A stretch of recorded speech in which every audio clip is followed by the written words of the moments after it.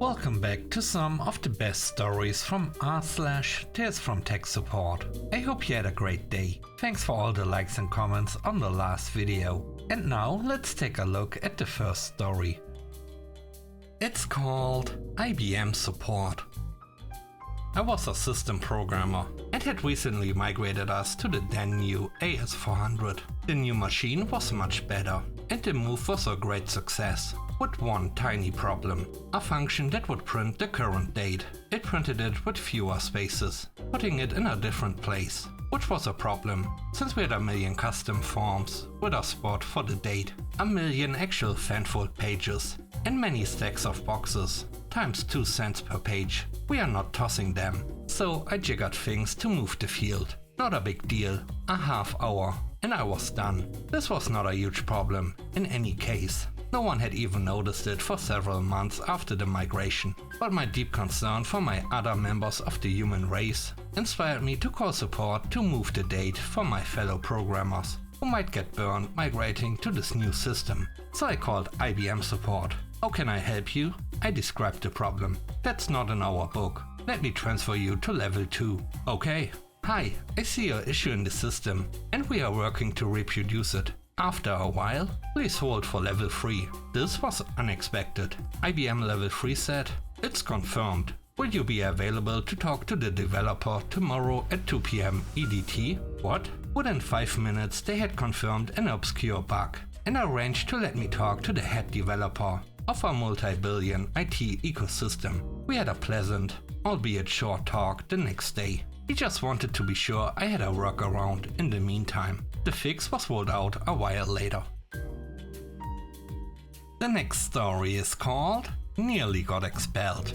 I'm doing my casual helping hand labor at college, making sure all professors have backups and working CAD software. Everything okay, happy, flowers everywhere. But then the Fire Nation attacked. I was done doing backups of everyone's favorite glasses professor after getting his laptop back when we suddenly see his superior, Mr. Angry Glasses, come in and point at me with an angry yet cold look. You playing tech support student was funny, but now you managed to screw everything this time. Pack your stuff and get out. Me and Glasses Professor couldn't get to understand what was just going on. Why was he being like that? Excuse me, Professor, but what are you talking about? You know what you did. You caused a massive security breach at this college. Pack your stuff and get out.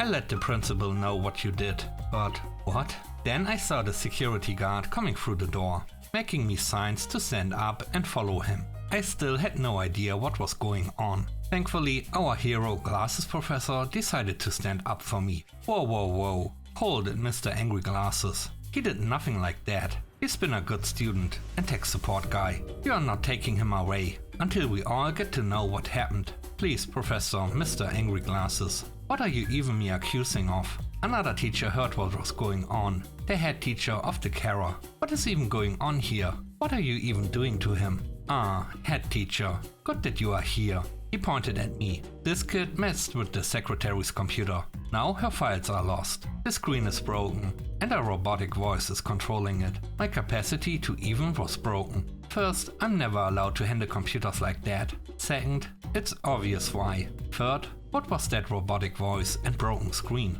Calm down, Mr. Angry Glasses. We need to first take a look at that virus of yours. And so we were escorted to the principal's office. And a very angry secretary was staring at me. After a discussion with everyone involved, I was able to handle the computer. What could possibly go wrong? I was just on the edge of being expelled. So I take a look at the screen and immediately recognized it. It was no virus, no spyware. It was something much worse for everyone in the room. Windows 10. Professors. This isn't a virus. This is the new version of Windows. Everyone was staring at me. I sigh and look at them. Secretary, you installed our recommended update, right?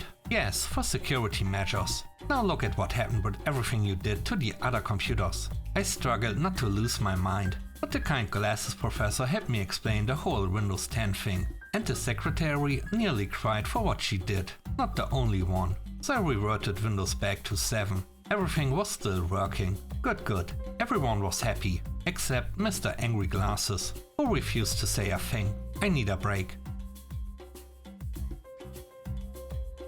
The last story is called Blew It Up.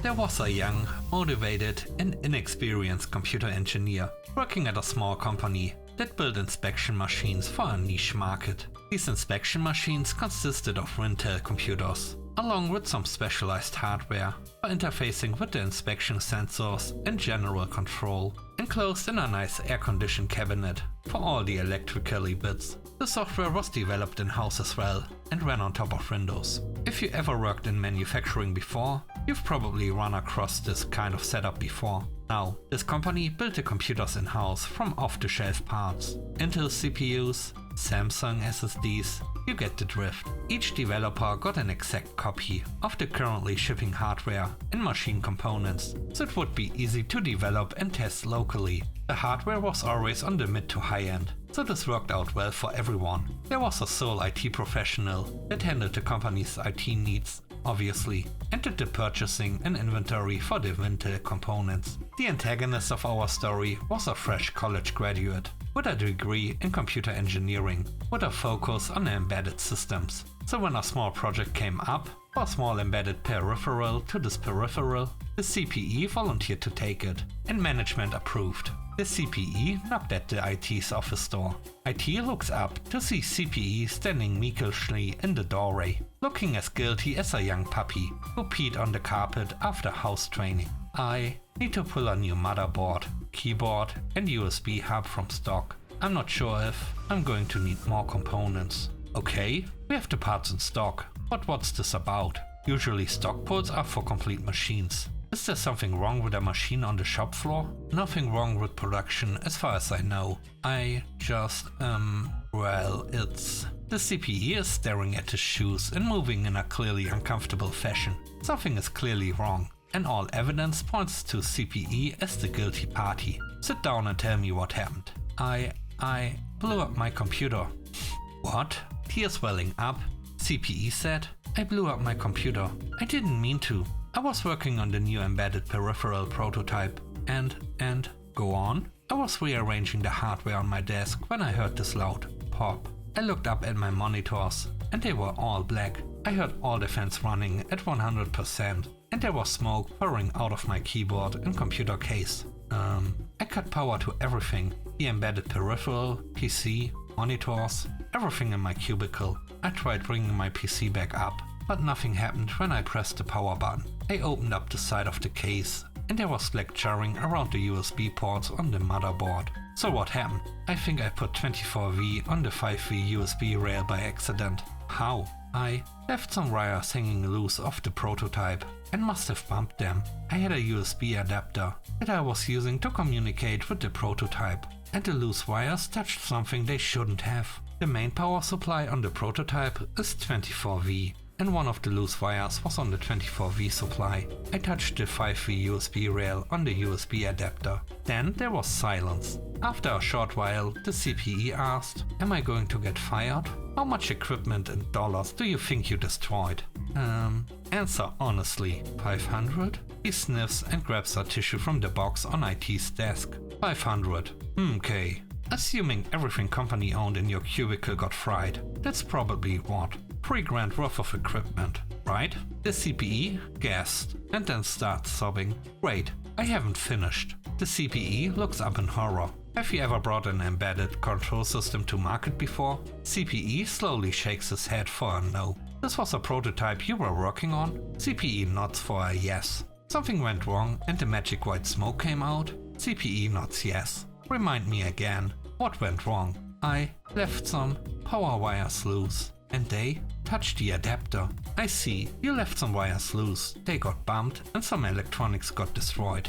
Yes. Grab another tissue. Here's what's going to happen. I'm going to pull the components to another complete system for you from stock. You're going to go back to your cubicle and rebuild your PC. I know you can handle this since you built your PC on your first day here. You're going to return all of the old components to me for proper disposal. Keep the original SSD if it still works. No point in reinstalling the operating system, since the replacement hardware is identical and the SSD probably survived. You are probably going to be back up and running in an hour. CPE had a puzzled look. What did you learn? CPE had an even more puzzled look. It's not a trick question. What did you learn? Never leave wires flying in the breeze? Bingo. 5, 10, 20 years from now, you will never make this mistake again. This company just spent, at most, $3,000 training you. I don't know what you make salary wise, but my guess is the equipment you destroyed, worst case, is the equivalent of 5 days of what this company spends on you.